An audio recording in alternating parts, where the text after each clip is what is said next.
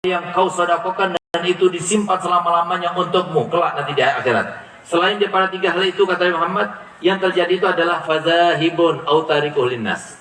Kalau enggak hilang, dicuri orang, ditipu orang, dimakan bencana alam dan sebagainya, atau yang terjadi adalah ditinggalkan untuk orang. Tidak dikatakan oleh Nabi ditinggalkan untuk anak istrinya, ditinggalkan untuk ahli warisnya, tapi ditinggalkan untuk orang. Kenapa? Inilah kejadian sekarang ini.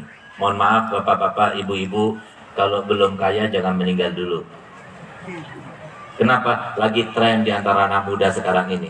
Ketika orang tua itu meninggal, apalagi sampai tidak meninggalkan harta waris, dicaci habis. Dasar orang tua nggak bisa menguntungkan anak-anaknya. Ini zamannya sekarang. Jangan salahkan mereka. Mohon maaf, jangan salahkan mereka. Sebagaimana saya katakan juga, jangan salahkan anak kita. Yang kemarin saya bertemu ketika saya mau berdakwah, di mana anak kita ini, dia dalam keadaan membawa gitar pergi ke kuburan, kemudian main gitar di atas kuburan.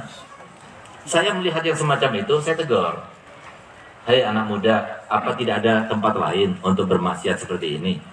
Ini kan dilarang, gitar itu dilarang. Masa kamu gitaran di atas kuburan? Kasihan yang di dalam kubur ini. Apa katanya anak itu? Mohon maaf Pak Ustadz, ini kan kuburan ayah saya, apalagi kuburan ayah kamu. Jangan, kesian ayah kamu. Apa kata beliau dengan logonya? Ini adalah sebuah peringatan untuk kita semua sebagai orang tua. Katanya, loh Pak Ustadz, saya kan sebagai anak ingin mendedikasikan sesuatu untuk ayah saya. Kenapa kamu nggak baca tahlil? Nggak bisa. Kenapa kamu nggak baca Quran? Nggak bisa. Ya sudah baca Fatihah saja. Fatihah juga nggak bisa. Sehingga apa yang dibacanya? Yang dibaca gitaran itu di atasnya. Mau kita seperti itu? Nauzubillah. Ini salah satu contoh, gambaran. Jangan salahkan anaknya. Anak kita itu seperti kata Nabi Muhammad SAW, kullu mauludin yuladu alal fitrah. Setiap anak itu dilahirkan dalam keadaan bersih, suci atas fitrahnya. Ayahnya yang bikin demikian, sehingga ayahnya nanti akan bertanggung jawab di akhirat. Oleh karena itu, maka ayo pikirkan untuk diri kita sendiri. Uang, harta benda yang kita miliki untuk kita. Anak kita itu lain, rezekinya itu ada. Kalau boleh kita tiru ayah saya. Ayah saya itu Habib Hasan Baharun itu adalah yang mendirikan pondok pesantren Darul Dakwah yang sekarang jumlah santrinya ya, dan santriwatinya 17.000. Dari mulai MI sampai pasca sarjana. Bayangkan, 17.000 santri yang masih eksis di pondok, tidak sholat, tidak ngaji, tidak bertasbih, tidak bertahlil, tidak melaksanakan ibadah apapun kecuali sebelum dicatat dalam catatan amal kebaikannya dikirim dulu kepada ayah saya pahalanya. Berapa yang didapatkan? Ini yang harus kita pikirkan. Nanti setelah kita meninggal, dapat dari semacam ini. Saya punya abah 3 hari sebelum meninggal. Karena memang abah saya pernah amfal sampai tidak ada detak jantungnya selama 15 menit ketika dibawa dari rumah menuju RKZ Surabaya. Karena beliau kena serangan jantung yang sangat kuat, hebat. Sampai beliau itu diputuskan, divonis oleh dokter kena jantung koroner. Pada saat itu, subhanallah, hanya ibu saya yang mendengar. Di mana-mana itu bertasbih. Seakan ribuan orang itu bertasbih kepada Allah Ta'ala. Sehingga begitu ayah saya itu siuman, maka dia itu bertanya kepada yang ada di sekitarnya. Kebetulan yang ada di sekitarnya adalah saya punya adik perempuan dan saya punya adik laki, yaitu Habib Ali Baharun. Yang ketika saya punya ayah sakit, beliau Habib Ali yang merawatnya. Sementara kami, Habib Zain, itu berada di luar negeri, masih berada di Makkah dan Madinah. Tapi ketika abah saya meninggal, Habib Ali yang ada di Madinah, sementara kami yang merawat saya punya abah. Subhanallah, ketika dia itu siuman, dia tanya, dengar ada ucapan tahlil, takbir, tahmid, ada orang berzikir? Semua mengatakan tidak, kecuali saya punya ibu mendengarnya. Iya, saya mendengar. Apa yang kamu dengar? Di ucapan disampaikan, iya benar. Tadi Rasulullah hadir. Lalu kemudian dia sebenarnya mau menjemput, oleh karena beruntung ini ya. Ini terutama para kiai, para alim ulama, para donatur, juga para umara yang benar-benar memperhatikan pondok pesantren dan juga pendidikan yang bermuara dan bersumber pada Nabi Muhammad. Beruntunglah. Karena apa? Karena kita ini bekerja untuk Nabi Muhammad. Panitia yang bikin acara semacam ini malam ini, yang merestui, yang menandatangani semuanya, beruntunglah. Karena kita semua berbuat untuk Nabi Muhammad. Dan Nabi Muhammad adalah Nabi yang pernah bersabda dalam hadisnya, ana khairu mukafi fa in ahsana ahadukum ila ahadin falam yukafi'u fa ana ukafi'u yaumal qiyamah. Aku ini adalah manusia yang paling pandai membalas jasa. Kalau ada di antara kalian berbuat baik kepada orang lain, lalu orang lain itu tidak membalas kebaikan kalian, jangan khawatir, aku yang akan balaskannya untuk kalian kelak nanti di hari kiamat. Apalagi kalau seumpama kita berbuat untuk Nabi Muhammad, para kiai berbuat untuk Nabi Muhammad, para dai, para ustadz, para donatur pondok-pondok pesantren, pengajian-pengajian agama, mereka yang memuluskan yang gampang acara-acara semacam ini untuk Nabi Muhammad, apakah tidak mendapatkan balasan dari Muhammad? Hasya wa kalla, mungkin. Kata saya punya apa? Paling sedikit balasan yang akan diterima oleh para kiai, para ustadz, para donatur yang memperhatikan majlis-majlis pondok pesantrennya Nabi Muhammad ketika mereka meninggal dunia Rasulullah hadir. Subhanallah, saya punya abah ketika sakaratul maut pertama kali itu Rasulullah hadir. Tapi beliau memohon, meminta kepada Nabi, ya Rasulullah, anak-anak saya belum pulang. Pondok ini belum siap untuk diserahkan. Kalau seumpama memungkinkan, beri saya waktu. Subhanallah, setelah 15 menit tidak ada detak jantungnya kembali lagi. Sehingga saya punya abah itu selalu berkata pada saya, setiap kali telepon, ketahuilah Abi sekarang ini hidup dengan umurnya orang. Entah berapa lama umur ini. Subhanallah, 3 hari sebelum beliau meninggal, mungkin ke rumah beliau, karena beliau tahu bahwasanya 3 hari lagi akan meninggal, beliau kumpulkan anak-anaknya. Kemudian anak-anaknya dikatakan demikian, pondok ini dari mulai tanahnya, bangunannya, mobilnya, semuanya bukan dibeli semuanya dengan uangnya pondok maupun uangnya donatur. Ada uangnya Abi. Abi sebagai seorang mudir, pengasuh pondok pesantren, ada wali santri memberikan hadiah, itu haknya Abi. Abi berdakwah, Abi dapat hadiah, itu haknya Abi. Abi juga ada dagang kecil-kecilan, itu haknya Abi. Tapi dengarkan ikrarnya Abi. Abi berikrar bahwasanya semua yang Abi miliki di pondok ini maupun di luar pondok ini, semuanya Abi hadiahkan dan wakafkan untuk Allah dan Rasulnya. Sehingga beliau meninggal dunia tanpa meninggalkan sepeser pun harta waris kepada anak-anaknya. Kalau seumpama orang tua yang ada sekarang ini bisa meniru saya punya abah, ya silahkan kalau mau meniru gitu. Saya cuma bercerita saja. Tapi saya punya abah sempat begini. Tapi kalian jangan sampai punya pikiran bahwasanya ayah Abi ini adalah Abi yang tidak baik, yang bengis, yang jahat kepada kalian karena meninggal dunia tanpa meninggalkan harta waris. Tidak. Jangan katakan demikian. Karena apa? Abi ini bukan sebagai pemberi rezeki. Yang memberi rezeki itu adalah Allah. Tugasnya Abi sebagai ayah kalian adalah bagaimana caranya supaya kamu itu menjadi anak-anak yang soleh dan solehah. Kalau kalian sudah menjadi anak yang soleh dan solehah, berarti orang tua itu berhasil karena membahagiakan anaknya. Hanya orang soleh dan orang solehah yang bakal bahagia hidupnya di dunia.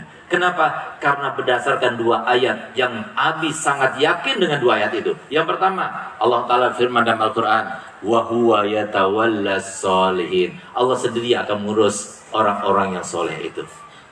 Bukan orang tuanya, bukan masyarakatnya, bukan siapa saja, tapi yang mengurus orang soleh, Allah sendiri akan mengurus.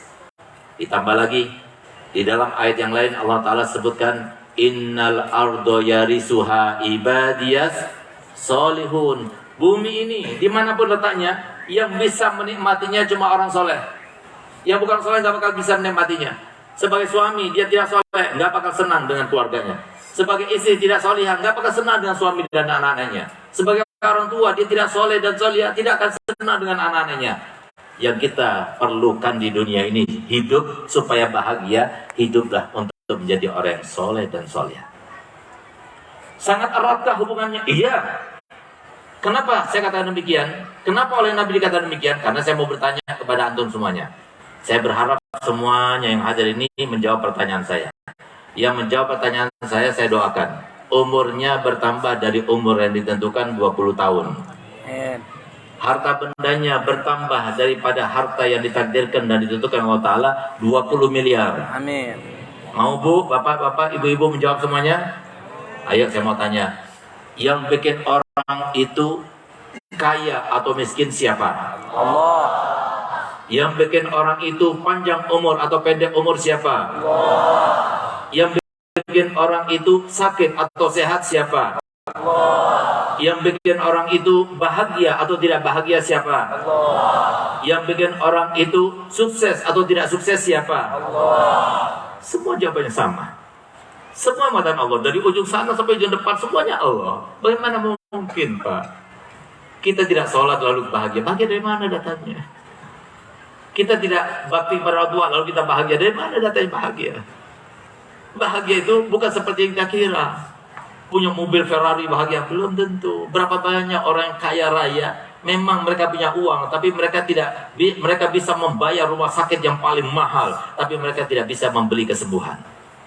Mereka bisa membeli ranjang yang paling mewah, bahkan yang terbuat daripada emas sekalipun, ratusan juta ranjangnya itu, tapi mereka tidak bisa membeli nikmatnya, pulasnya, senangnya tidur itu, nyenyaknya tidur, mereka tidak bisa beli. Mereka kalau mau tidur harus minum obat tidur dulu. Memang mereka orang kaya itu dan uangnya itu mereka bisa membeli makan yang paling mahal, tapi mereka tidak bisa membeli selera makan. Tapi lihat bagaimana Allah berikan selera makan, kesehatan pada orang yang tidak punya pun diberikan. Bahagia itu relatif. Bahagia itu rasa. Sebagaimana dikatakan oleh artis itu loh. Bahagia rasanya itu di sini, sama bahagia juga di sini. Rasa bahagia itu. Bahagia itu adalah ketika seseorang itu terkait dengan kebahagiaan Allah dan Rasulnya, dia bahagia. Seutuhnya bahagia. Kita mendengar sekarang dekat para ulama, mendengarkan taujihat, mendengarkan ayat Al-Quran, mendengarkan hadis Nabi. Ya Allah nikmatnya, senangnya, itu bahagia. Tapi kita jalan di mall, dari mulai siang sampai malam. Subhanallah, kadang-kadang saya ketawa sendiri kalau melihat istri kita kadang-kadang pergi ke mall ya dari siang sampai malam. Sampai dia bilang, ketika malam dia masih putar-putar saja. Terus dia bilang, kok mata saya merah ya? Kok dengkul saya sakit ya? Tapi dia tidak terasa bahwasanya itu karena jalan-jalan terus, matanya memandang terus sampai merah dan sampai dengkulnya sakit. Ini kebahagiaan? Tidak sama sekali. Kebahagiaan itu dari awalnya senang, tengahnya senang, akhirnya senang. Itu bahagia. Kalau terkait dengan dunia tidak kita dapatkan. Kita beli mobil mewah, mahal, miliaran rupiah. Senangnya ketika beli pertama kali. Masuk, kita coba beberapa kali. Setelah itu biasa saja.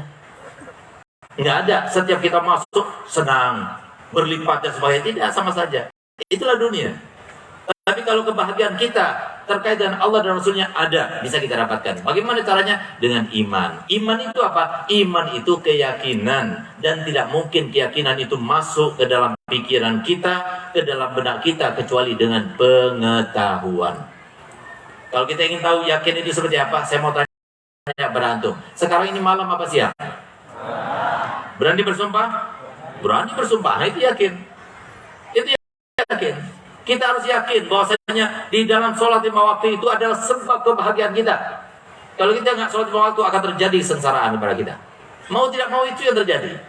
Oleh karenanya para ulama ini, para dai ini, mereka itu ngerayu siapa? Antum ini saudaranya. Untuk supaya dia itu masuk ke dalam kubunya Nabi Muhammad. Yang di dalam kubu Nabi Muhammad yang senang hidupnya. Coba lihat bagaimana orang yang kita tampak dengan kasat mata tidak bahagia, tapi kalau dia punya keimanan, dia mempunyai ketakwaan dan keilmuan yang bersambar daripada Nabi Muhammad SAW, dia akan bahagia. Coba lihat, saya punya ibu.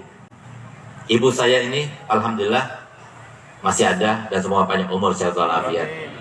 Semoga dengan bercerita di sini, semoga kita mendapatkan keberkahannya. Karena beliau itu memang luar biasa. Bahkan ada seorang Habib yang meninggal 7 abad yang lalu, Habib Bakar Adeni, yang sangat terkenal karomahnya. Ketika dia itu mau masuk ke kota Aden dari kota Tarim, itu diminta oleh masyarakat, kami tidak akan menerima engkau di kota ini kecuali sampai mengeluarkan karomah. Maka kemudian Habib ini berdoa kepada Allah Ta'ala supaya diturunkan air hujan susu. Subhanallah, seantero kota Aden turun hujan susu, dan sebagai susunya itu ada yang disimpan di dalam museum sampai sekarang. Ini karomah yang sangat luar biasa. Itu 7 abad yang lalu meninggalnya. Ada salah satu dari para keluarga bermimpi Habib Bakar Adeni, dan dia berkata begini, pondok pesantren Dalwa itu rahasianya itu terletak pada seorang wanita solihah, yaitu Al-Hubabah Khadijah bintul Habib Muhammad Al-Hindwan. Ibu saya, alhamdulillah, anak-anaknya begini, ini semuanya karena ibu saya. Ibu saya ini, saya berani bersumpah demi Allah. Saya bersumpah di tempat ini tempat dakwah, tempat mimbarnya Nabi. 27 tahun ibu saya menemani abah saya. Demi Allah, semenjak kecil sampai abah saya meninggal tahun 99, nggak pernah kami menyaksikan, nggak pernah kami melihat, nggak pernah kami mendengar ibu saya sama abah saya itu bertengkar, nggak pernah. Demi Allah saya bersumpah, ibu saya itu 27 tahun semenjak saya bisa mengingat, nggak pernah sekalipun marah pada suaminya, nggak pernah. Minta kepada suaminya, nggak pernah. Membantah kepada suaminya, nggak pernah. Kenapa? Ingin menerapkan apa yang diperintahkan oleh Nabi Muhammad SAW. Untuk siapa? Untuk dirinya sendiri. Oleh karena Bu, saya berpesan Bu, ibu itu jadi solihah jangan karena suami. Suami itu pecundang Bu. Suami itu maunya itu kan egois, marah-marah sendiri. Kalau dia itu salah dimarahi nggak mau. Tidurnya ngorok, nggak mandi 3 hari bau, ya kan? Kita jadikan dia itu seakan-akan semua pikiran kita ada sama dia. Rugi dong. Siapa dia? Kalau kita meninggal nanti, kita memohon kepada suamiku temannya aku ya di dalam kubur kami walaupun hanya 1 hari, mau nggak? Nggak bakal mau, biar tidak paham. Jadi kita solihah itu siapa? Itu kita sendiri. Yang memerintahkan ibu-ibu itu menjadi solihah itu bukan mertua, bukan orang tua, bukan suami, apalagi bukan. Yang memerintahkan antum semuanya menjadi istri yang solihah itu adalah Nabi Muhammad. Bahkan sangat diperlukan pada zaman ini. Kesalehan antum semuanya para wanita itu sangat diperlukan. Karena apa? Karena sekarang ini zamannya, eranya emak-emak. Kalau mau jadi presiden tanpa mama nggak bisa. Jadi bapak wawali juga nggak mungkin. Kalau tanpa dipilih sama mama nggak bakal bisa. Ini eranya emak-emak sekarang ini. Sehingga apa? Dikatakan ada sebuah penelitian yang sangat menggelikan. Dikatakan bahwasanya sebanyak 85% suami itu apa kata istrinya. Betul tidak? Di Lombok begitu, di Jawa begitu, di Indonesia bahkan semuanya begitu. Ini kesempatan buat ibu-ibu. Kalau ibu-ibu mau merubah keluarganya, saya punya konsep ini dan alhamdulillah sudah diterapkan oleh ibu-ibu pengajian di mana-mana dalam waktu 3 bulan temponya. Silakan. Saya bersumpah berani. Kalau ibu melaksanakan konsep ini 3 bulan berubah. Keluarganya berubah, anak-anaknya berubah, finansialnya berubah, kesenangannya berubah, kebahagiaannya berubah. Yang bisa membahagiakan kita cuma satu, ilmunya Nabi Muhammad. Ilmu yang menjadikan saya ini, alhamdulillah saya kawin 24 tahun. Istri saya ikut, alhamdulillah. Silakan tanya, saya tidak pernah main tangan. Alhamdulillah, saya tidak pernah membentak istri saya, nggak pernah. Apalagi mengata-katai tidak pernah. Karena apa? Saya yakin istri saya lebih afdal dari saya. Siapa yang mengajarkan? Rasulullah yang mengajarkan. Sementara yang tidak seperti itu, ya karena dia nggak tahu, dia nggak pernah belajar. Sehingga apa? Patokan dan barometer orang itu bahagia atau tidak, itu dari ilmunya Nabi Muhammad. Seberapa besar, seberapa banyak dia itu punya ilmu. Oleh karenanya Bu, konsepnya bagaimana Bu? Begini Bu, kalau ibu laksanakan konsep ini, insya Allah 3 bulan sudah berubah keluarganya. Mau Bu? Mau? Begini Bu, nanti pulang ke rumah masing-masing bilang sama suaminya, Mas, Kang, yang, papi, apa lagi? Orang Lombok bilang apa? Hah? Ama, ya. Pokoknya mulai saat ini, mulai minggu ini, kalau seumpama ama nggak hadir ke majelis taklim seminggu 2 kali, nggak saya kasih jatah malam Jumat, malam Senin.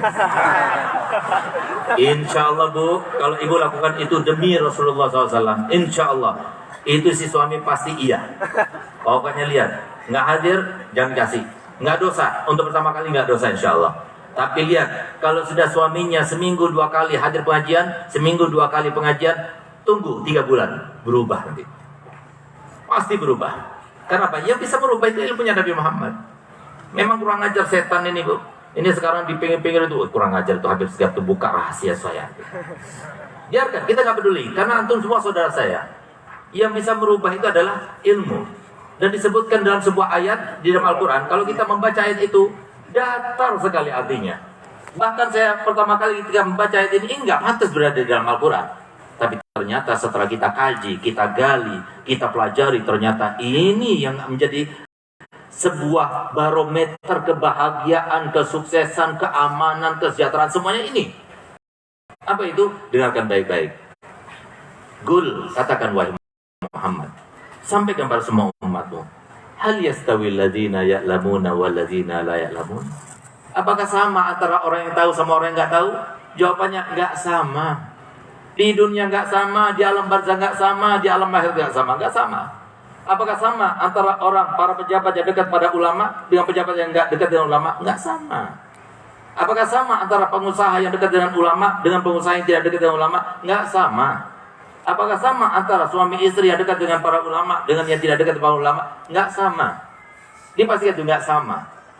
Sehingga apa yang bisa mengembirakan, membahagiakan kita adalah ilmunya Nabi kita Muhammad. Oleh karenanya yang bisa merubah kita, yang harus kita pikirkan semenjak sekarang ini, sebelum kita itu nanti menyesalinya, itu adalah bagaimana caranya supaya kita selamat hidup di dunia yang begitu susah, karena ujian yang akan kita hadapi bukan seperti ujian yang dihadapi oleh anak-anak kita.